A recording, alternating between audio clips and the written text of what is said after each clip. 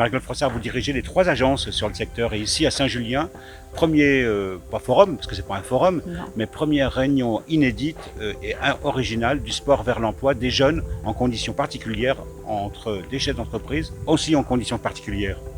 Oui, alors moi précédemment j'étais responsable en fait du secteur sport montagne tourisme sur Auvergne-Rhône-Alpes.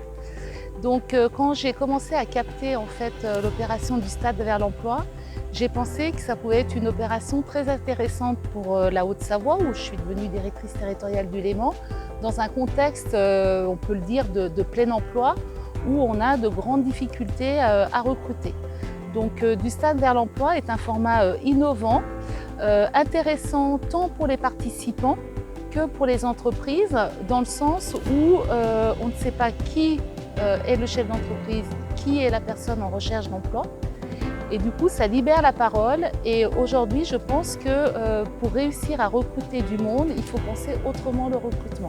Alors justement, cette façon de penser autrement le recrutement, là, on a affaire à des jeunes qui sont dans des conditions particulières, qui vont pouvoir battre à la course leurs futurs chefs d'entreprise. Les chefs d'entreprise repèrent des jeunes, et ces jeunes, c'est quoi? C'est le savoir-être qu'ils vont repérer d'abord, c'est le savoir, la façon dont les jeunes se comportent, est-ce qu'ils sont solidaires, est-ce qu'ils sont motivés, est-ce qu'ils sont cohérents? Alors aujourd'hui, tout s'apprend, toutes les compétences techniques s'apprend. Par contre, tous nos chefs d'entreprise s'accordent pour nous dire les compétences techniques, c'est pas grave, nous, on peut apprendre aux jeunes, on peut faire monter en compétences. Par contre, ce qu'on recherche vraiment, c'est des compétences relationnelles.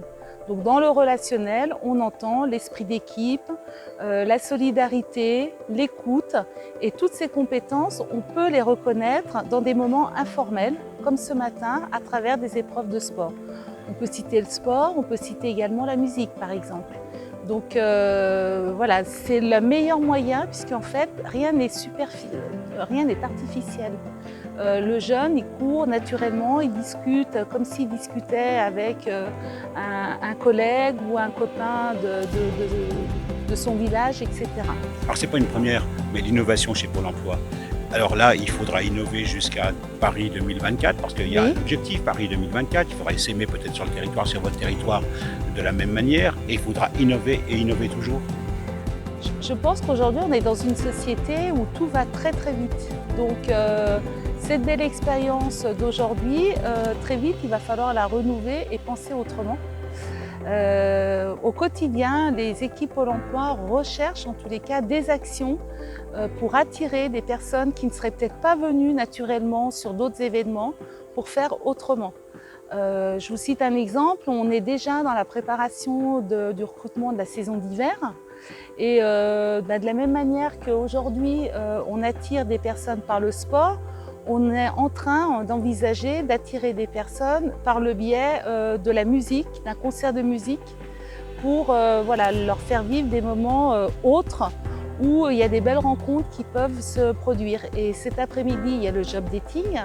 En tant que directrice territoriale du Léman, j'attends énormément de cet après-midi pour mesurer effectivement l'impact d'un tel événement sur le recrutement, sur une autre façon de voir les choses. Merci beaucoup, Mme Frossard, et on attend ce retour d'expérience très prochainement. Très bien, pas de problème, au Merci. revoir.